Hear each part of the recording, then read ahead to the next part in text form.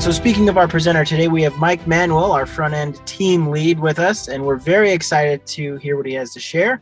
So without further ado, Mike Manuel. Okay, thank you very much. Thank you guys for joining me. Really appreciate it. Looking forward to this. As Andrew mentioned, the title of this presentation is 5 Principles for Creating Stupidly Brilliant JavaScript Applications, or as I like to call it, How to Write Stupid Code. So before we dive in, just a few little tidbits about me. First of all, I've been writing code professionally for about 10 years now, the last 4 of which have been with Smarty. I've loved every minute of it. Originally, though, I actually majored in music. I taught myself to code, thinking that it would help me pay for college, and I liked it so much that I decided to just keep on going. Plus, music doesn't pay well, as I'm sure you all know. I lived in Madagascar for a couple of years, had a lot of cool experiences there. Yes, I did eat bugs while I was there, so that was fun. I learned the local language there, so that was a cool experience. Then I been married for about 12 years. I've got 5 kids. The oldest one is just about to turn 11, so lots of busyness at home for me.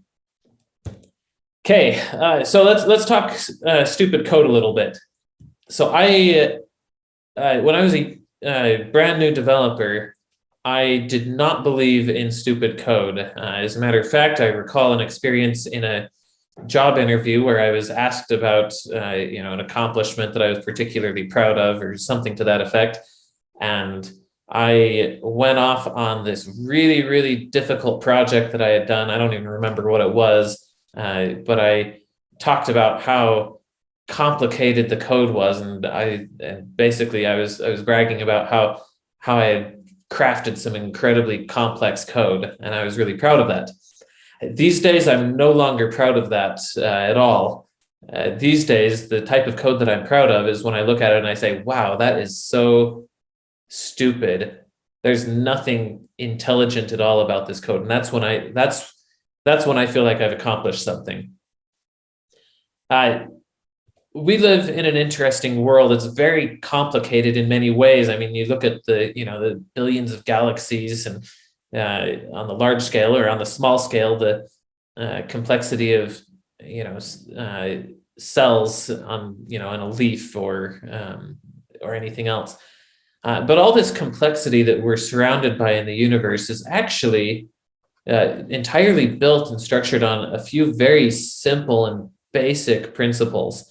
You think of matter is all built from protons, neutrons, and electrons. And so all of this complexity is actually based off of really simple building blocks. And we have a few simple laws that govern everything, gravity or the strong and weak nuclear forces, et cetera, those types of things. Very simple and basic rules have been used to create an immensely complex universe that we live in. Confucius said, life is really simple, but we insist on making it complicated. Similarly, Einstein said, if you can't explain it simply, you don't understand it well enough. And then my favorite quote here, actually from the Book of Mormon, says, by small and simple things are great things brought to pass. And small means, in many instances, doth confound the wise. So I think, suffice it to say, simplicity, or I guess in the spirit of this presentation, stupidity is the secret to genius when it comes to code. So why is smart code dumb? First of all, smart code is difficult to read and understand. It takes time to parse it and figure out what on earth is going on. It's more bug prone. And then when the bugs do appear, it's hard to get rid of them. Extending your code, time consuming and difficult. Estimating work, which is already difficult, becomes virtually impossible because when code is smart. And then smart code tends to have a short lifespan. People get so frustrated trying to work with it that they say, you know what, we got to throw this out. And so, this is the notorious grand rewrite where we've got to throw it out and start over again. And unfortunately, the new one that's created is often no better than the first one that we got rid of. Okay, so what are the symptoms of smart code? how do you know that you're dealing with smart code? One, if your functions take lots of parameters, you probably have smart code. Zero parameters is realistic a lot more often than we think, and that's the ideal. One or two parameters is fine. That's not a problem. But if you get to three, you're pushing it, and beyond that, you're in real danger zone. Sometimes people try and solve this problem by merging all their params into a single config object or something. That doesn't actually solve anything. Remember, the number of params is a symptom of the problem. It's not the problem itself. So if you merge them all into a single config param, you just mask the problem, but the smart code is still there. Another symptom is if you have lots of conditional logic. This is if statements, switch statements, ternary statements, logical operators. All of that is, again, that's another symptom of smart code. Generally, code does not need to have nearly as much conditional logic as we think. And again, sometimes people try and fix this problem by merging a whole lot of conditionals into a single if statement that's wrapped in a billion layers of parentheses. And again, this is a symptom of the problem. So if you do that, you haven't actually solved anything. You've just squished all the complexity into a single if statement, but it's still there. So yeah, there's an example of just nested if statements like crazy. Commented code. If your code has lots of comments, it's probably too smart. Stupid code doesn't need comments because it's so obvious. It's self-documenting. So if you have to put comments in your code, that's usually an indication that something is wrong. Brittle code, does it break every time you change it? Do you have lots of edge cases to handle? Is it bug ridden? Is it hard to get it just right? It's the giant game of whack-a-mole where you fix one bug, but it causes another one. You can't quite get it tightened down so that nothing breaks. Do your tests constantly catch breakages that you didn't notice? So that's, again, another symptom of smart code. And then finally, is the code difficult to follow? Does starting a new task mean before you write any new code, you have to spend an hour familiarizing yourself with the existing code and trying to decipher how it works? What about, is it hard to get back into the groove after an interruption? Your boss comes and asks you a question and now you're suddenly thrown off and you have to spend another 20 minutes just getting back into the groove. Another one is your mental call stack. Does it experience frequent overflows? Or do junior developers struggle with navigating the code? They need help. These are all symptoms of smart code. Okay, so what are the 5 principles of stupid code? And I probably shouldn't say the 5 principles because there are more than 5. I just picked 5 that I have found particularly useful for me. I didn't invent these. I don't take credit for them. They have been well documented out on the internet by people who are much, much more intelligent than me. However, these are principles that I have found very useful. So without further ado, principle number 1 of stupid code: take time to really understand the problem. This is one that everyone thinks they do well and very few people actually do. And I can't overstate how important this one is. We're going to spend a lot more time on this one actually, because it's just so critical and so often overlooked. So to illustrate this, you can see over there on the right, I've got a little example. This is a question that I have asked numerous people over the years. I used to ask it in Java in job interviews. I don't anymore because I don't think it's a particularly useful question in that scenario. But it's been very enlightening as I have seen people try and solve this problem over the years and seeing their approach to it. So the question or the problem is, if you're given the coordinates, so the XY coordinates of 2 intersecting rectangles, write an algorithm that will calculate the area of intersection. So you can see the blue triangle or the blue rectangle intersects the red rectangle, and the intersection creates another rectangle there in the middle. So what is the area of that intersecting area? So generally when people start working on this, they say, oh, okay, well, all I need to do is get the highest X value of the blue rectangle, the first one, and the lowest Y value, and then get the lowest X value of the red one, the second rectangle, and the highest Y value. And so they'll write some code that might look something like what I've got here. They say, okay, great. Now I need to handle a new scenario. What if the red rectangle comes first and the blue rectangle is second? So, how do I know which one comes first? And so they'll say, oh, okay, I can write some code to do that. And so it might look something like this. Actually, I've simplified this a little bit here so that it will fit on the screen. You'll see in a minute as things get a little bit crazier here. Normally at this point, it's already much more complicated than this. But it gets worse because after they've solved this, then, okay, well, what if it's not a, top left rectangle, bottom right rectangle, but maybe a bottom left, top right? Okay, well, now I need to handle that. So they'll write some more code. Okay, how do I know, which position the rectangle's in? And so maybe the new code will look something like this. Okay, now it can handle, it can figure out which configuration the rectangle's in and grab the appropriate values based off of that. And then we say, okay, what about this scenario? And this is one usually that people haven't thought of. And so you point it out and they're like, oh, I didn't think of that edge case. How do I handle that scenario where it doesn't intersect on a corner, it intersects on a side?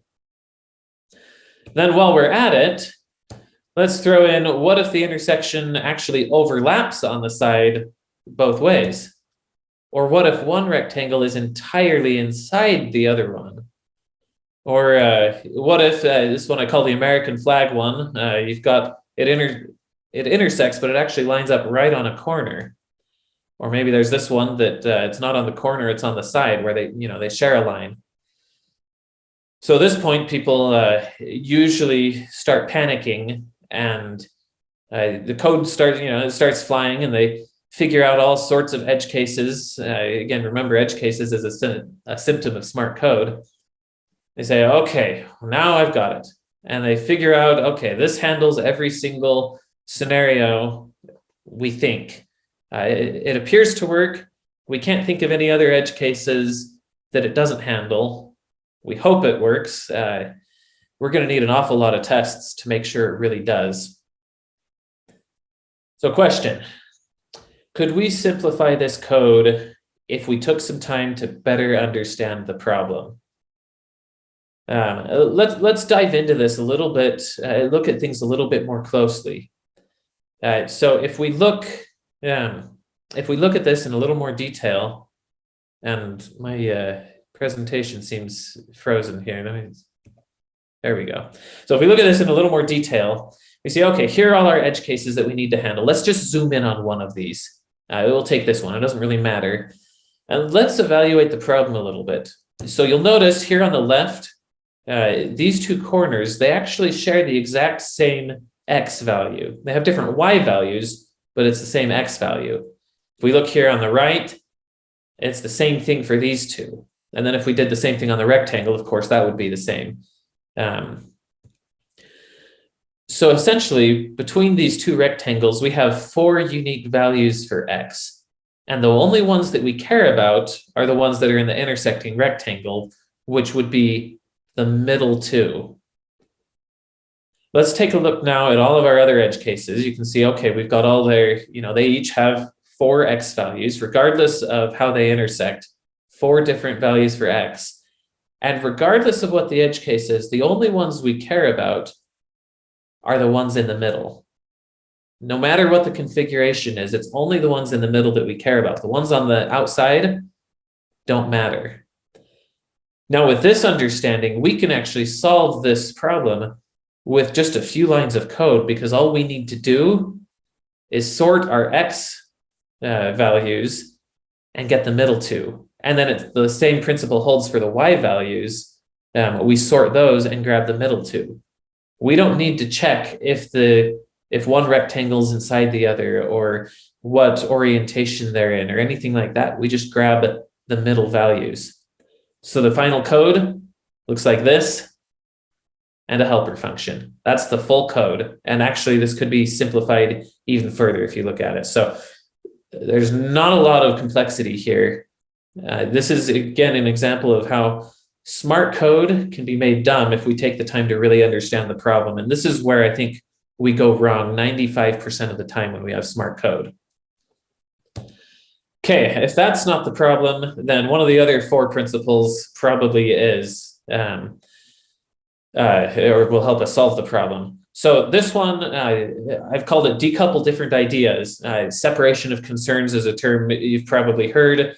On a small scale, this is the single responsibility principle for a single function.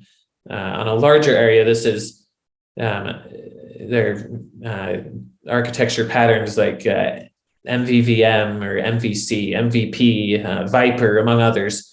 Effectively, we say, let's decouple all these things. We've got, any application, we have UI and UI logic, styles. We have data translation. And we have business logic, which is separate from UI logic. We have third-party integrations, et cetera, all these different areas of the code. And basically, those pieces of code should not live in a shared space. No cohabitation for different ideas. The UI should live in a separate place from UI logic, from UI styles. Business logic should definitely not live with UI logic or the UI. They should all have their own separate individual home. Keep different ideas separate.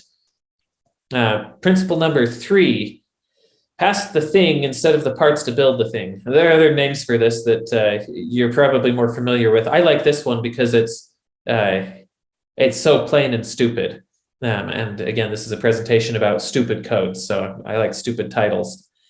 If you look at this, this signature for this error message function, you can see it's got a lot of params. And once again, that's one of the symptoms of smart code. But if we take a look at some of these params, you'll notice, okay, we have an href label, and an href target. Undoubtedly, in the guts of this error message function, those are assembled together into a link. And then same, you look at, we have an image source and image alt text, and undoubtedly on the insides of this function, those are assembled together into an image. Rather than passing the parts to build the thing, just pass a link, pass an image. Don't pass the pieces that need to be assembled. That makes a big difference because invariably someone will say, well, you know what? I need my href, instead of having a label of text, I actually need my href to surround an image and text, or I need, such and such special scenario. And then their particular usage of it will then require, okay, now the error message code needs to figure out which usage this is and handle it. And then you start having lots and lots of conditional logic, if statements on the inside, trying to figure out, okay, which scenario is this and how do we handle, what if an href target isn't passed? Do we need to have a default one, or, how do we handle all of that? If you just pass the link, then whoever passes it in can figure out what it needs. And the error message function can just be really simple and say, oh, okay, here's my link, here's my image, just spit them out and no if statements required. Okay, principle number 4, refactor. Just because it's working doesn't mean you're done. We have a tendency to, once we get everything working, we say, okay, that's good, and ship it, and we're done with it. But no, just like when you write an essay, you go through multiple drafts. If we can remember those dark days of writing essays in school. Just like writing an essay, you need to go through multiple drafts. Your code should go through multiple drafts. This is part of this involves getting feedback from others. This is the code review. Also on your own, go through multiple drafts. One word of warning, be conscious of business needs. Refactoring is a long-term investment, but it has an upfront cost.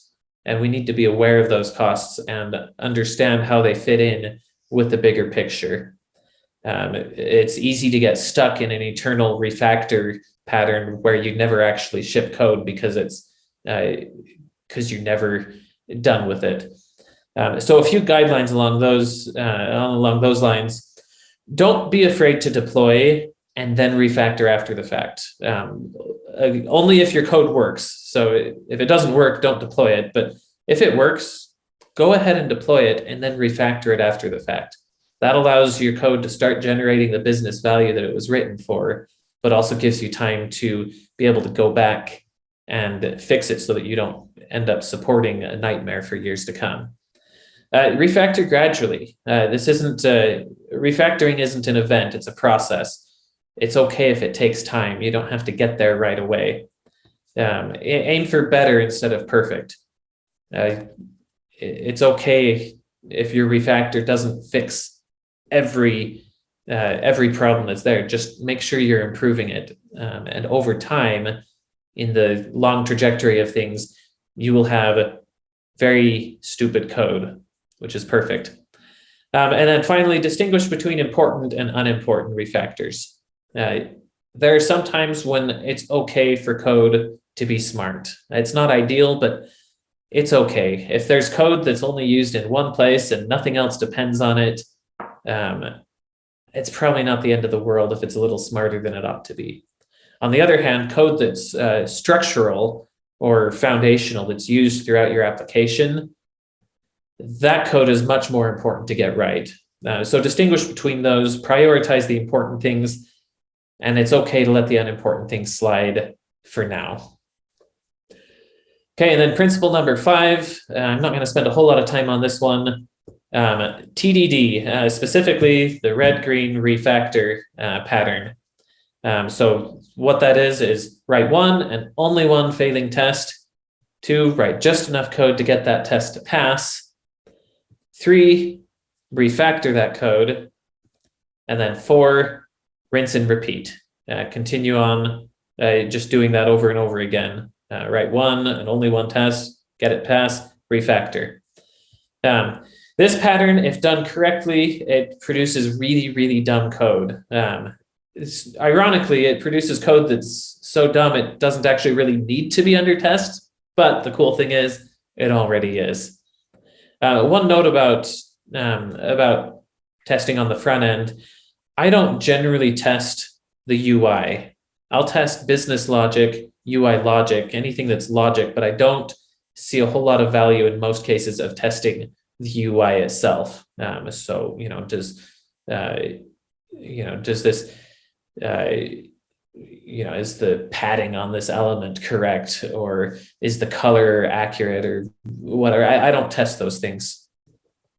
A lot of very intelligent people have written very extensively on TDD. I recommend you check out their work and their stuff. One in particular, Robert C. Martin, or you may know him as Uncle Bob, has a lot of really excellent material on test-driven development and other engineering best practices. I recommend you, if you're not familiar with him, go look him up, read his material. He's got a lot of really excellent stuff. Okay, so those are the 5 principles of dumb code. What if you already have smart code and you want to dumb it down? So a few principles to help you there. 1, don't try and do it all at once. The grand rewrite is usually the wrong solution. Most of the time, it's better to refactor in place and to do it gradually. 2nd, aim for the low-hanging fruit. That'll clear things out and it'll make it a lot clearer with what's left. You can see how to fix it. If you try and start with the big stuff, a lot of times the low-hanging fruit will just muddy the water and it's hard to figure out how to actually dumb it down. So find little small victories and then it'll clear things up after that. And then when you get stuck, follow what I call the up, in, out principle. So if you've done everything and you can't figure out, okay, how do I clean this up? Up, in, out. So what that means, first of all, lift complexity up to parent functions. Generally, when people get stuck and they see, I can't figure out how to clean this code up, it's probably because the problem exists with how the parents pass things down to the child. So just lift the complexity up to the parent. This might temporarily result in messy and duplicate code because a lot of times you'll have numerous parents that are all using, all calling the same function. So now you're going to have a little bit of mess in all of these parents. Generally, I'll just pick one of the parents and figure it out in that one first. And then once I've got things fully cleaned up, then I can move it out to all the other parents. After you lift the complexity up to the parent functions, we haven't actually dumbed anything down. We just moved it. Actually, we've made it worse in a lot of ways. But next, once you've got that complexity in the parent, then it'll be easier to, if you take time to really understand your problem, then you can figure out how to restructure the complexity in the parent. Sometimes you may actually have to move it up multiple parent levels to finally get it to a place where, okay, now we can play with this and clean it up. So restructure the complexity in the parent, and then finally move that functionality out to permanent homes. This is where you can say, okay, we've got code that's shared by all of the places that implement that first function. Now we can move that code out to a shared space, and that way all these parent functions they're not duplicating each other. And with that, just a review of the five strategies or principles for stupid code. 1, take time to really understand the problem. I want to emphasize that a lot because it's so often overlooked. 2, decouple different ideas, separation of concerns. 3, pass the thing instead of the parts to build the thing. 4, refactor. 5, TDD. And with that, that is all. So thank you very much. I hope you found that useful. And now I believe we have time for some questions, if you have any. Mike, you have a tendency to present so clearly that no one would ever question anything you said. There are no questions. Now's your chance to ask Mike questions about code.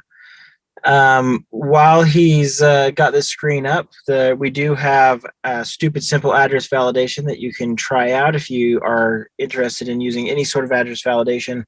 If you're trying to validate lists of addresses, if you want to set up autocomplete for addresses on your forms on your website, maybe you're interested in geocoding, we can take a latitude and longitude and give you an address, or vice versa. There's a lot of really cool things you can do with our products. So that's what we do here at Smarty. Mike didn't talk about any of them because he makes cool code. He doesn't worry about address validation for cool code. All right, well, we have no questions. So thanks everybody for visiting. Thanks, Mike, for the presentation. Again, I will get this emailed out to everybody. And thank you, William. Someone said, just a comment, Smarty makes their services really easy to use. So thank you. Thank you very much, William. I appreciate that. And we'll see you guys all next time, and have a great day.